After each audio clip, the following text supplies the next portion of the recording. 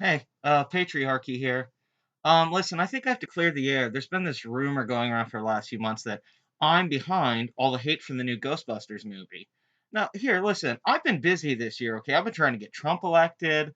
I've been trying to shut down Planned Parenthood. I mean, come on, Brock Turner, and you guys are putting this on me? I've had a very busy year. The Patriarchy is fucking busy. I don't have time for Ghostbusters. I don't have time for this shit. Really, like you think my hatred towards women and how terrible they are would affect me going to see Hollywood movies?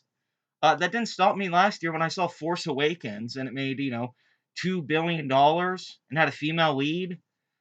I don't know. I thought that Hunger Games series was pretty popular and Twilight and I don't know, a lot of movies with female leads. But they also say that we only sexualize women in movies. Okay, well, Melissa McCarthy, who's a big star, is an overweight lady. Now, I'm not saying she's a bad looking lady, but her movies do well. Sandra Bullock in Gravity, I mean, she has a part where she, swims around like all in tight clothes and stuff in Gravity, but I mean, I don't think she was sexualized. Didn't that movie make a bunch of money? Win some Oscars too? Oh, but Magic Mike, you know, that's all positive. Here's the thing. But before we get to Ghostbusters, there's nothing wrong with sexuality being sold either. People need to get over that a lot. If you really want female sexuality to be more open, and you want a world where sexuality is less taboo, you have to accept men's sexuality too, and that they're going to have sexuality in movies to market. And that's not a bad thing. It's part of storytelling and art. It's like getting mad that they make action movies or something. Like everybody likes sex. Everybody likes certain things. You don't have to go see those movies if you don't want it. And don't tell me they put it in every movie because they don't. I watch most movies that come out in the year, and sex is not in every freaking movie. There's not sex in Marvel movies, okay? There's not sex in the Jungle Book or Finding Dory. So quit throwing that at me, okay? A lot of the biggest grossing movies of the year, outside of Deadpool, have nothing to do with sex. So that's just a false premise. Let's get to Ghostbusters. Okay, so let me tell you a story about an evil witch named Amy Pascal, who was an evil producer at Sony, and she hated two things: fans of Spider-Man and fans of Ghostbusters. Oh, and she really hated Michael Fassbender being cast as Steve Jobs in that Steve Jobs movie. But anyway, here's the thing. Okay, she produced this movie with Tom Rothman going way back. The Sony email leak. You remember when that happened with Seth Rogen and all that North Korea? In those email leaks, you will find Amy Pascal talking about this movie. She, from the beginning, wanted this to be a film that pandered to feminists. She made this film with the plan to market it to women exclusively based off of setting a new franchise up built around women. That was her plan. It was this long term. She saw these movies making money like Bridesmaids and stuff and wanted to build a movie around women. Well, here's the thing. I'm not against that. That's what people don't fucking get about this. Nobody was ever against making a movie with women. It's why you did it. They did it to market it and pander to people who would only see it because it had women in it. They didn't make the movie to have women in it for any creative or artistic reasons. You know, when Ghostbusters was made in 1984, Harold Ramis and Dan Aykroyd made it and loved the material, and they made it with their friends, and there was no agenda or sexism or bias. Do you remember that every character was different and interesting in their own way and with their background? In fact, it was anti-stereotype. I mean, it really broke down these stereotypes these characters are playing. Egon as the scientist and that, and Peter Venkman as an asshole, and gave them some real three dimensionality and a friendship. There was a pathos. Now, I'm not saying there's not a new friendship in the Ghostbusters. Some of the actors are bad. They're not. All four actors are very talented female comedians. My problem is the producers and Paul fucking Feig. Paul Feig's an awful choice to direct Ghostbusters, and that's why the film is bombing. That's why the film isn't fucking good. That's why people don't like the trailers, and that's why people didn't want to see the movie. You hired the wrong fucking people to make this movie. You hired the guy who did Bridesmaids, Spy, and The Heat, right? All movies that made money for a very limited audience. Those movies were big hits for R-rated comedies and had a certain audience built in. None of them made over 300 million worldwide. None of them are blockbusters. None of their budgets were over 100 million.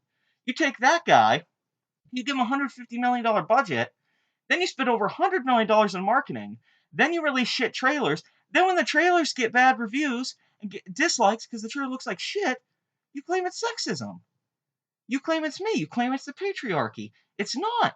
It's because you pissed the fans off. Everybody wanted a sequel for like 30 years. That's what we all wanted. We all waited for a sequel. I've been following this for my whole life, a Ghostbusters sequel. And guess what?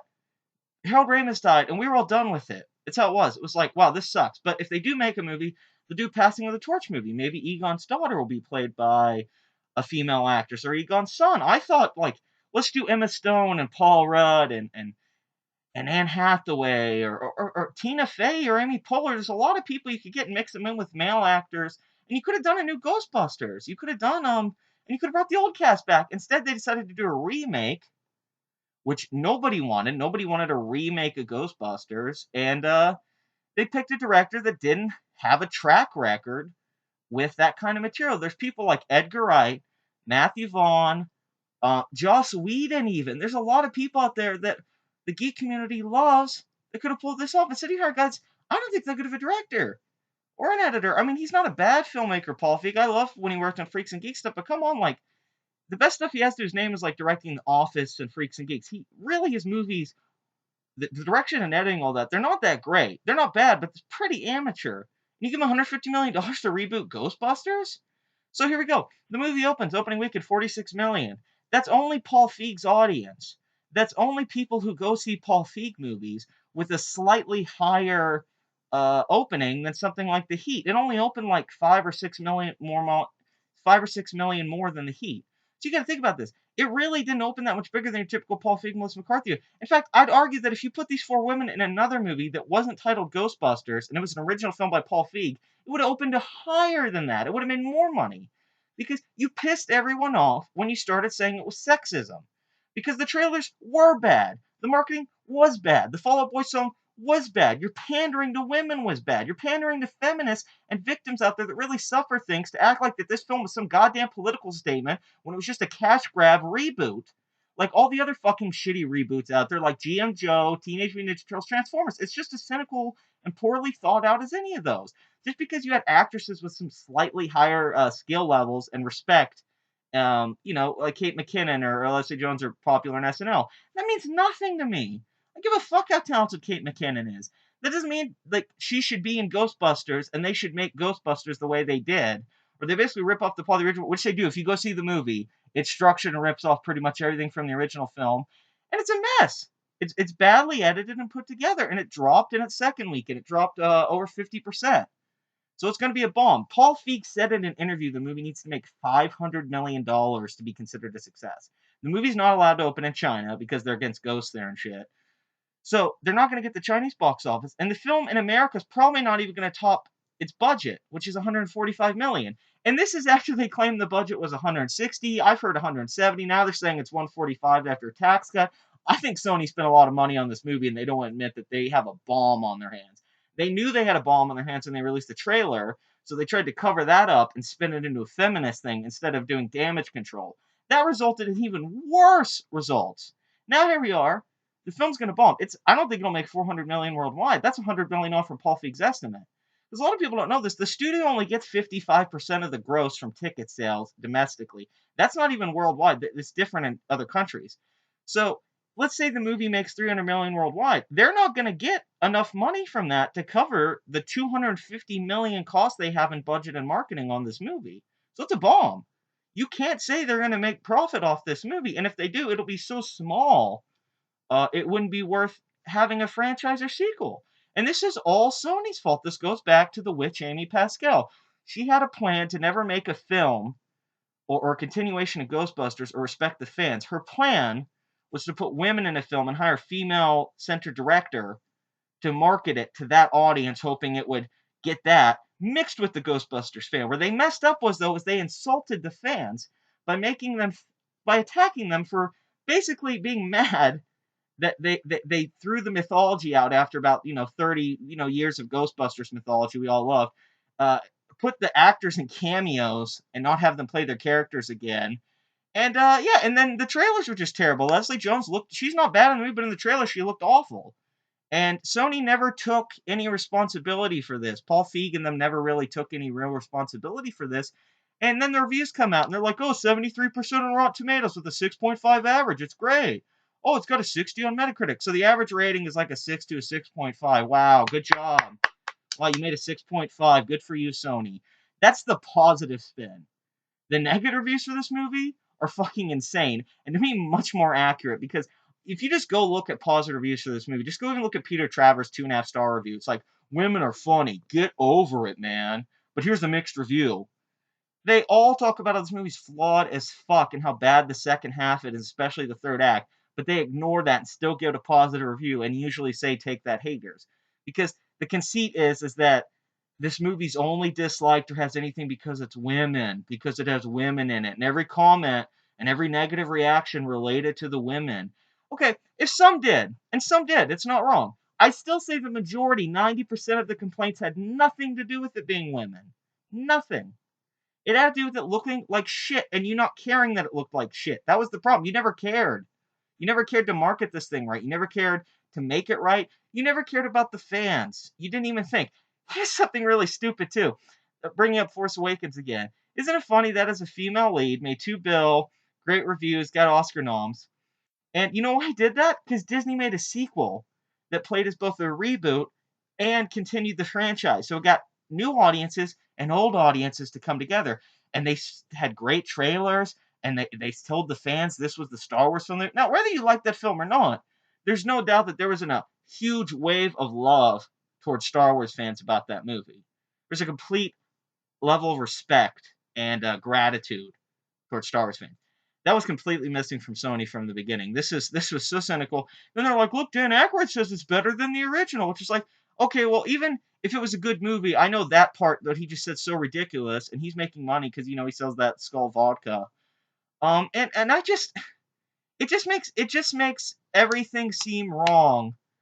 Um, about Hollywood right now, that they're trying to politicize films, and when a film doesn't do well, they fall back on the PC agenda and try to get feminists behind it, or you know, minority groups or something. All that, when it's just a movie. It's a movie they made to make millions of dollars, so they can make more movies to make millions of dollars. It's a movie with no important message, no themes. It's a remake of a comedy that's irreverent. Well, the reason we love Ghostbusters is the character interactions and dialogue and stuff. There's no deeper, greater meaning to Ghostbusters. It's not a fucking political statement. The fact that Sony even tried to sway this into that kind of film, which I'm not saying was Paul Feig. I'm not saying it was the actresses. I'm saying it was Sony, who did an awful job with this. And this is why it bombed. This is why you fucked up Spider-Man. That's why Marvel had to do Civil War and save Spider-Man from you, because you guys don't know how to make your fucking movies because you don't make plans. This is the same thing that happened with Mark Webb. You'd hire a director who's popular, 500 Days of Summer. You're like, here, let's skim Spider-Man and cast some actors and let's rush these films. Now Spider-Man started over. You've killed Ghostbusters. They can't make a sequel now to the original films. And if they make a sequel to this, it's not gonna make any money. So it's done. There's no fucking Ghostbusters. The best chance we have is like the animated film they're talking about. So good job, Sony.